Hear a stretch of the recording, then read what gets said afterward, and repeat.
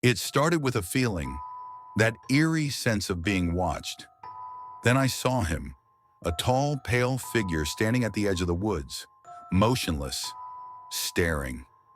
At first, I thought it was my imagination, but then the footprints appeared outside my window, then the knocks on my door, and one night, he came inside.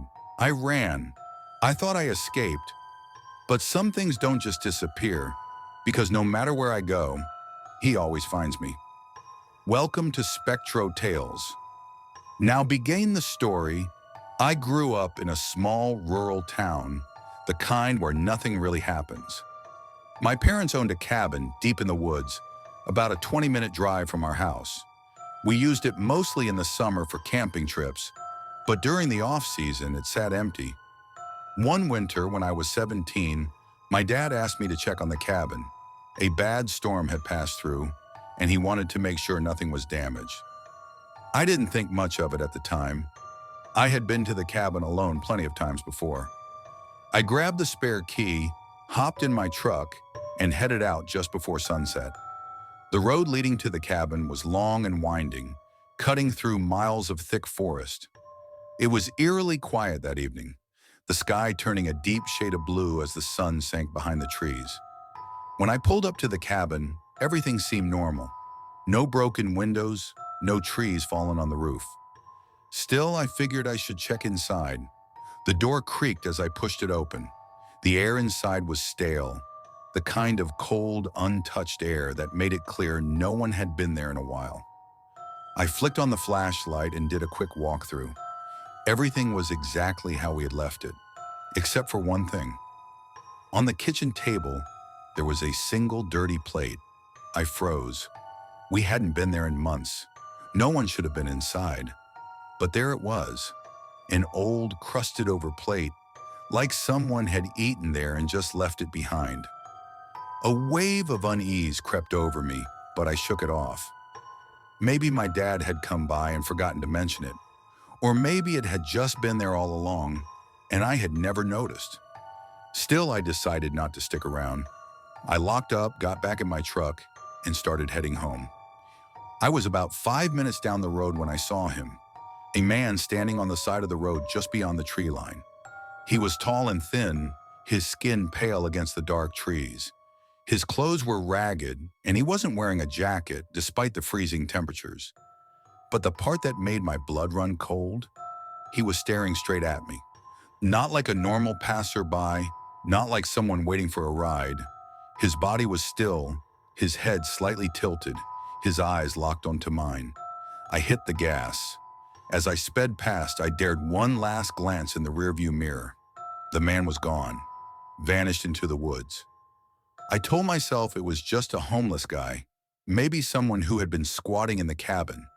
But deep down, I knew something was wrong, and that was only the beginning. Because the next night, I woke up to the sound of footsteps outside my bedroom window.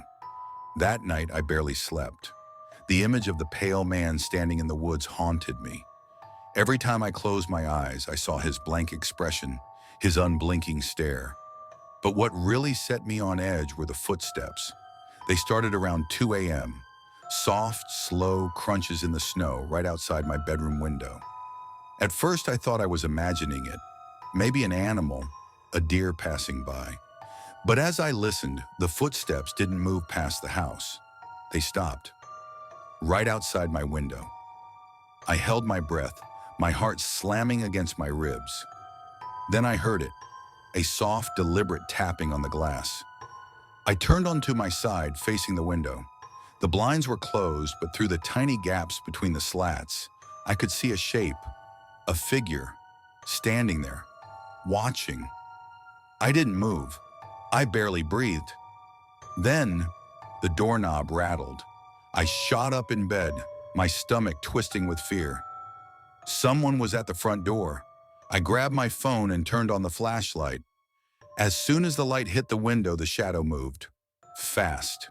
1 second it was standing there. The next it was gone. I ran to the window and yanked up the blinds. Nothing. Just my snow-covered backyard, untouched, except for a set of deep footprints leading from the woods to my window. And then Nothing. They stopped. Right at the glass, like whoever had been there had vanished into thin air. I didn't sleep the rest of the night. The next morning, I told my dad everything. I expected him to brush it off, but when I described the man in the woods, his face went pale. "You saw him?" he asked, his voice barely above a whisper. I frowned. "Who?" My dad hesitated. Then, in a voice I barely recognized, he said, "The last owners of the cabin. Their son went missing. They searched for months, but they never found his body. Some people say he never left the woods." A chill ran down my spine. I didn't want to believe it. But when I looked back at the window, I noticed something I hadn't seen before. A single handprint, pressed against the glass. Too big to be mine. Too fresh to have been there before. And it was smiling. The fingers had been dragged downward, warping the shape, making the impression look like it was grinning at me. I moved out a week later, but sometimes when I visit home, I swear I still hear footsteps outside my window. And when I look into the woods, I always get the feeling that something is looking back. After finding the handprint on my window, I couldn't stay in that house anymore. I told my dad I needed to get out, and he didn't argue. I packed a bag and crashed at a friend's place for a few nights, but I couldn't stop thinking about it. The pale man, his empty stare, the footprints that started at my window but never left. A part of me wanted to believe it was just some drifter, some sick guy messing with me. But deep down, I knew it was something else. And then, on the third night at my friend's house, I got a call from my dad. His voice was tense. "Did you come home today?" My stomach dropped. "Number why?" There was a long pause. Then he said, "The back door was unlocked. And when I came inside, there was a plate on the kitchen table." My blood ran cold. A dirty plate, just like the one in the cabin. I could hear my dad breathing on the other end of the line. Then he said something that made my skin crawl. The plate wasn't ours. Neither of us spoke for a long time. Finally, he muttered, "I'm staying somewhere else tonight." That night, I barely slept. I kept checking the window, expecting to see that face staring in. But nothing happened, not until the next morning. When I woke up, I had a text from my dad, a single photo. It was from inside the house, taken in the hallway.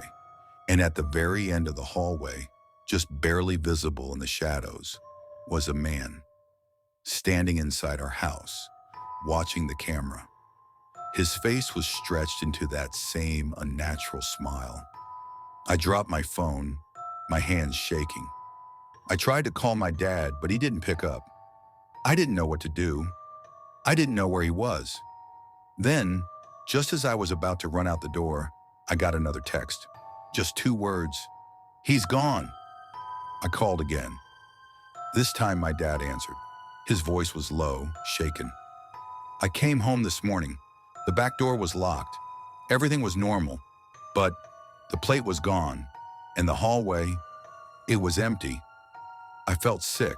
Whoever had been there, whoever had broken into our house had left, but not before making sure we saw him. We moved a few months later. We never found out who he was or how he got in. But sometimes when I wake up in the middle of the night, I swear I can hear slow, steady footsteps outside my window. And once, I even found a handprint pressed against the glass, smiling. We moved out of that house a few months after that final night. My dad didn't argue. He never liked talking about what happened, but I knew it shook him to his core. I thought leaving would be the end of it. I thought he would be gone, but I was wrong. A strange feeling. For a while, everything was normal. We moved to a new house in a different part of town, and for the first time in months, I felt safe. Then about a year later, I came home late from a friend's place.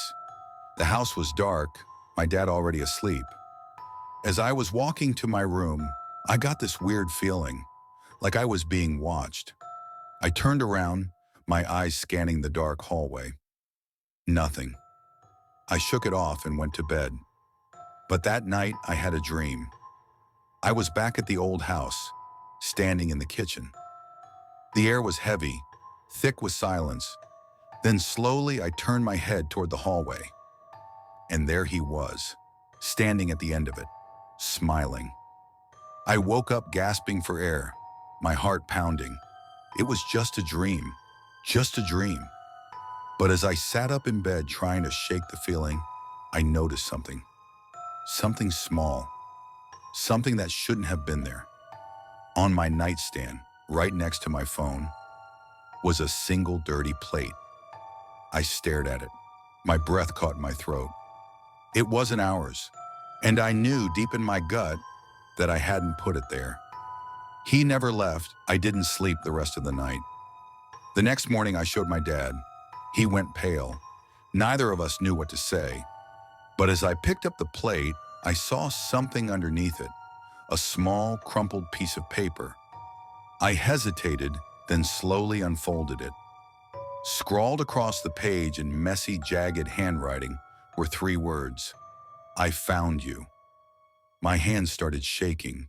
My dad grabbed the note and tore it up, muttering something under his breath. We never talked about it again. But that night I locked my bedroom door. I checked my windows, twice, and as I lay in bed, every little creak in the house sent chills down my spine. I never saw him again, but I know he's still out there, watching, waiting, and sometimes when I pass by a dark window or a quiet hallway, I swear I see a faint, pale smile, just for a second, just long enough to remind me that I'll never really be safe. It had been 2 years since I last saw the plate. 2 years of silence. 2 years of forcing myself to believe it was over. But the thing about evil is that it doesn't just disappear. It waits. And when you finally let your guard down, it comes back. A voice in the dark. It happened last week. I had moved out of my dad's place and was living alone for the first time. A small apartment, nothing fancy, but it was mine. That night I had just gone to bed when I heard it. A sound I hadn't heard in years. Tap, tap, tap. A knock on the window. I froze, my pulse spiking. I told myself it was nothing. A tree branch. The wind. But deep down, I knew. Slowly, I turned my head toward the window. The blinds were closed, but through the gaps, I could see a shadow. Tall, motionless, waiting. I held my breath. My entire body screamed for me to run, but I couldn't move. Then, in the silence of my room, I heard him speak. A voice, soft and hollow, like a breath against the glass. I found you. I bolted upright, my chest tight with fear. The shadow outside the window didn't move. I reached for my phone, my fingers trembling, and turned on the flashlight. The second the light hit the window, the shadow vanished. Just gone. But on the glass, where the condensation had formed from the cold night air, there were fingerprints, and below them, dragged downward, a wide, grinning smile. He's coming inside. I didn't sleep that night. By morning, the fingerprints were gone. The window looked normal. But I knew what I saw. And when I checked my front door, my stomach twisted into a knot. The deadbolt was unlocked. Even though I knew I had locked it before bed, I stood there staring at the lock, a deep, suffocating terror settling over me. Because if the door was unlocked, that meant he had already been inside. And now I'm just waiting for the night when I wake up, and he's not just at the window, but standing at the foot of my bed, still smiling. I didn't sleep after that night. I couldn't. Knowing that he had been inside, that he could come and go whenever he pleased, left me paralyzed with fear. But the worst part, he wasn't hiding anymore. The watching it started small. I'd wake up and find my closet door slightly open, even though I knew I had closed it the night before. Sometimes I'd hear my apartment door rattle softly in the middle of the night.